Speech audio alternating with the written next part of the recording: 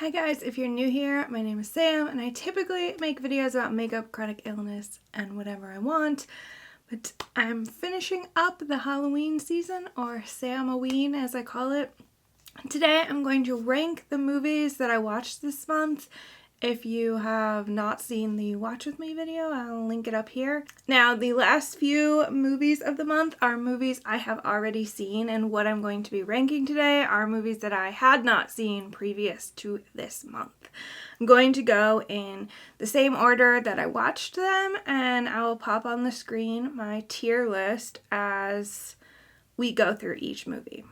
The first movie I watched was The Bird with the Crystal Plumage by Dario Argento. This was a movie from, I think, the 70s, the late 70s.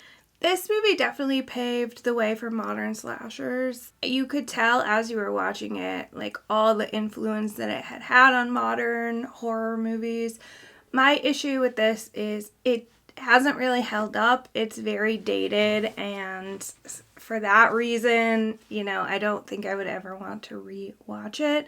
I did really appreciate that the killer remained like faceless and was just hands throughout the whole movie. I think that's something he does in majority of his movies, to be fair. But I'm going to rank this as a C just because it doesn't really hold up. I can understand the influence and why it's almost historic, but for me, I'm just not gonna revisit it, so C. The next movie I watched was Green Inferno, which is an Eli Roth movie. This movie was really fun. It was obviously very gory, like all of his movies. I really liked the twist at the end and, the spin on a villain. But this is also a movie I would not revisit, so I'm ranking this one a C as well. It was a fun time, but once was enough. It isn't like Cabin Fever, where I enjoy watching it regularly. The next movie I watched was Sinister II. I tried really hard not to compare this to the first one, which was difficult because the first one was so good. And sometimes you just shouldn't make a sequel, let's be real. I'm ranking this one a D because I feel like it was just trying so hard to cap on the first one. Had they made it its own story and not referenced the first story so much, I probably would have enjoyed this a lot more. I will say this wasn't necessarily good or bad, but I wouldn't consider it average either. That's why I'm giving it a D instead of a C. Next up was My Best Friend's Exorcism. This was supposed to be The Ring 2, but The Ring 2 was taking off streaming, and I wasn't in the mood to rent movies that I wasn't super excited to see, so I just picked a new one. This is an Amazon Prime original, I believe. This is based off of a book, Grady Hendrix, I think? I can't remember for sure.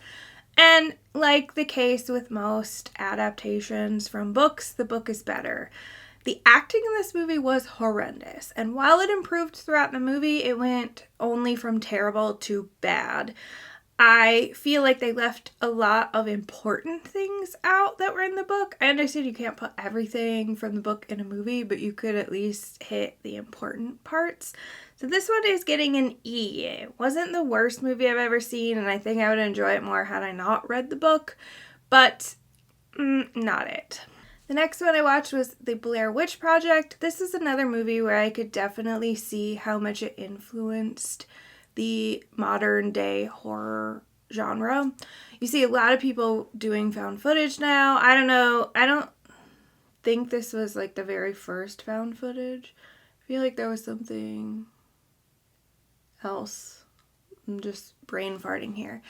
Anyway, this is like the first modern horror found footage. Wow, my brain is just today. I can appreciate what this movie was trying to do, and I think it was a very unique time that they were able to pass this movie off as real with the website, etc., because you wouldn't be able to do that now. People could look it up and it would just be fake.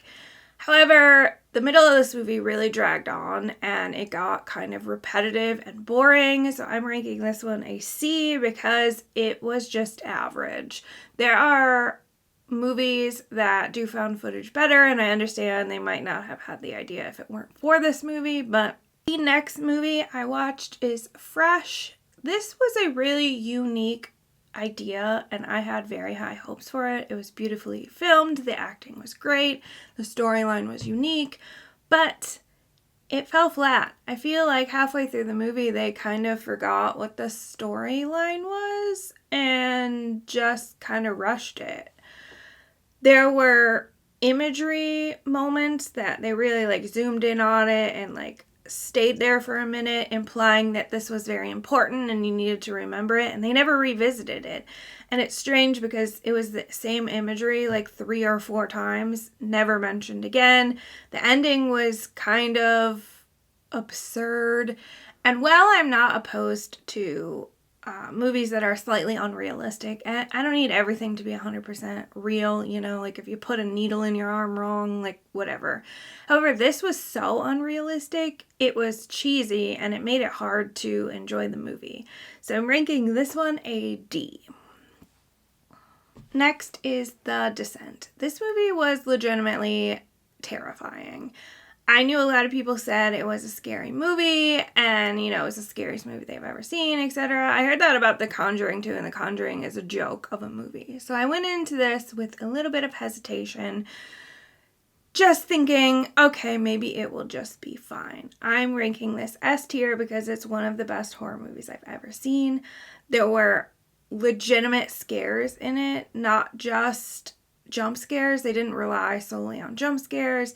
There was gore. It was just all around good, and the ending was fantastic. Next is the new Hellraiser, and I don't understand how anyone enjoyed this movie. I just don't. I'm ranking it F because it was seriously the worst movie I watched all month, and honestly one of the worst movies I've ever seen.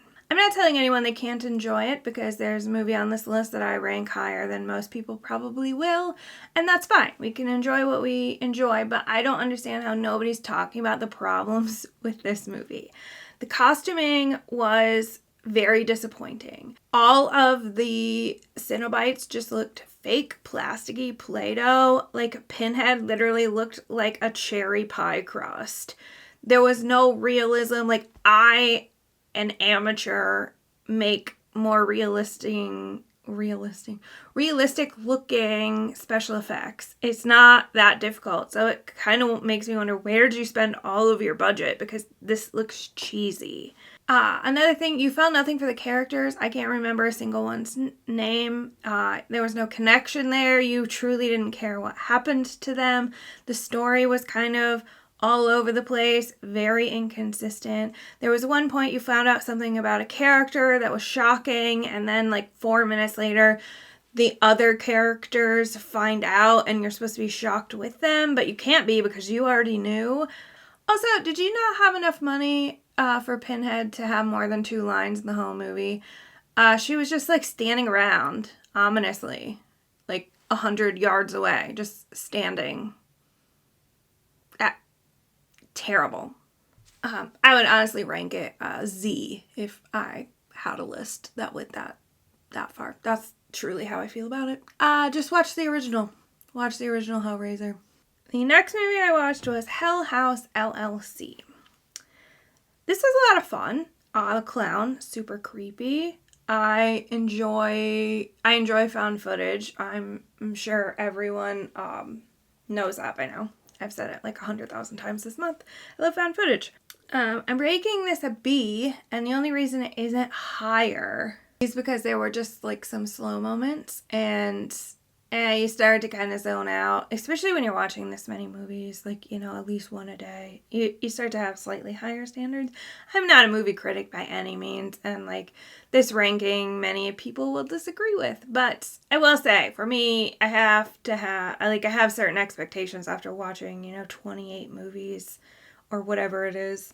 I did see they're making a prequel to this on Shudder, I think. I'm very excited for that. I will check it out because I did enjoy this. I just, you know, it wasn't perfect. So, B.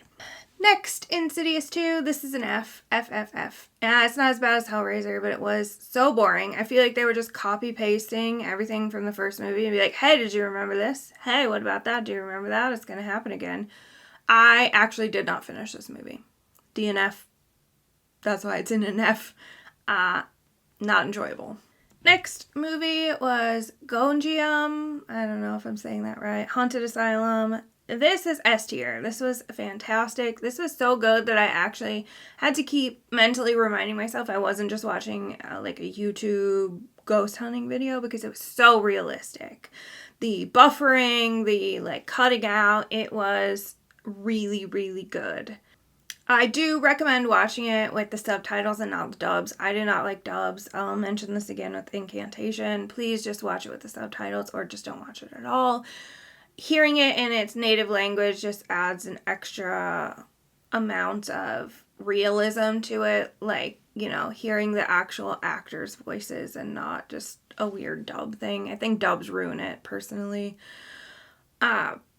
Great. And there weren't too many jump scares. This was just kind of like a dread movie. There were some jump scares, but amazing. Next, we have Run. I'm rating this a B only because it wasn't horror. I wouldn't even really consider it a thriller. It was a great movie, great acting. The twist ending was amazing. But it was really marketed as much more of a thriller than I think it was. Or again, maybe my standards were too high. I don't know. I still recommend checking it out. Just don't go into it thinking it's gonna like creep you out or anything. A classic horror story was our next movie. This one was kind of weird. I liked the idea of it once we got to the end, but there were a lot of unanswered questions. Because earlier in the movie, it seemed like it was going to have a supernatural spin, and then it seemed like it wasn't. It was just very strange. I left having a lot of questions. It also seemed like the writers were trying to make some kind of like statement with the film, and it's not clear what the statement was, and they won't tell anyone what the statement was, so I don't know. I'm ranking this one a D because while the ending was good, it wasn't enough to make up for the first 3/4 of the movie. The Field Guide to Evil is an F. This was another really terrible movie. Not as bad as Hellraiser, but close. This was an anthology series that each one was like a folklore story, which I was very excited about. Different cultures, folklore. They were terrible. The only one that was semi-good was the German one, and that wasn't good enough for me to recommend this movie by any means. The American one was so lame. I was like laughing the whole time. And it much reminded me of The Conjuring. It was more funny than anything. And so I do not recommend this. Incantation. S. This is probably the best movie I watched all month. This is one of the best movies I have ever watched. And you already know that if you follow me on Instagram, which if you don't, you definitely should. I post a lot in my stories. There were some like small inconsistencies throughout the movie, and I'm not sure if they were like you were supposed to read into them yourself and kind of make your own conclusion, because some of the inconsistencies I could explain, but they didn't like outright explain it, so maybe that would bother some people. It doesn't bother me because the movie was just phenomenal. I will give a warning though, if you have tryptophobia, like the fear of like holes or something, don't watch this movie. They show up in like the last quarter of the movie, but the whole last quarter is like a lot of it, and so that would probably be very upsetting. If you don't have that problem though, I highly recommend this movie because it is phenomenal. Another one, please watch with subtitles. Do not watch with the dubs. Please watch it with the subtitles. Halloween Ends. I'm ranking this an A, which is gonna, like, people are gonna throw tomatoes at me. Like, boo, tomato. I understand. But I thought the ending was really good. The first half of the movie, I was kind of like, ooh, I'm gonna hate this. But I ended up feeling like it redeemed itself in the end, and I understand it wasn't your Michael Myers. It wasn't blah, whatever. I thought it was a very emotional ending, which for me, the whole series is kind of about Laurie Strode and her family. So I like that the movie wasn't all about Michael, because I don't think it should have been, but that's just me. No one gets out alive. The imagery for this movie was beautiful, but the story was cliche in a bad way, and just very boring and predictable, so I'm ranking this in E because the imagery was good enough for it to not be enough. Umma. This was really good. I'm ranking this in A. The acting in this was fantastic because Sandro is just amazing. The story was very unique, and I think it was a great spin on grief. I highly recommend this one.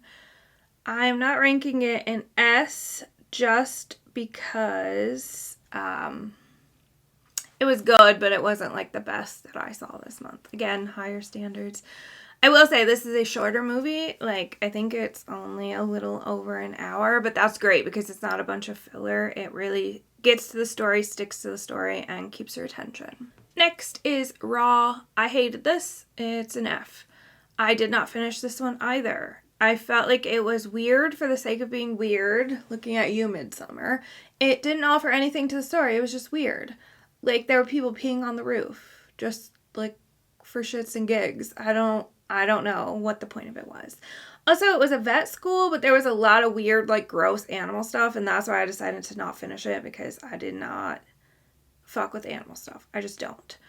I also don't, like, SA stuff. No, not in horror and animal stuff. Unless it's very, like, mild. Like, I don't know, Pet Sematary is different, but this was just not that, so F. Next, Occulus. This is in S tier for me. Mike Flanagan always delivers. I am so excited because I think he's doing like an Edgar Allan Poe thing, and like two of my favorite things on the planet, Edgar Allan Poe and Mike Flanagan.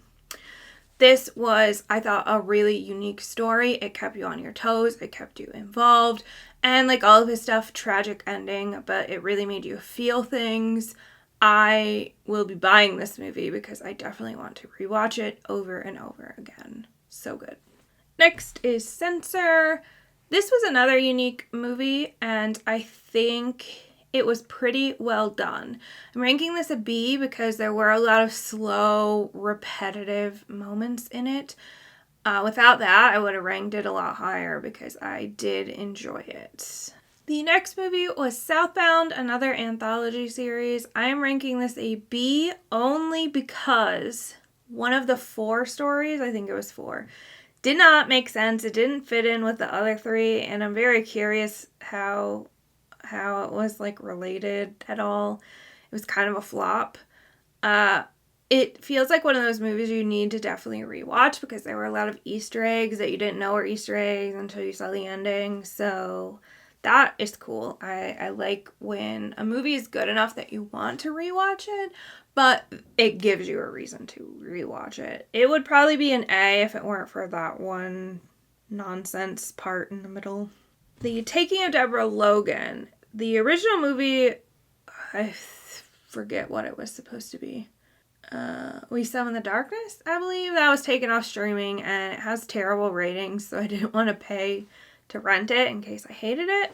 I wanted to watch this one anyway, so we just added it to the list. This is S tier for me.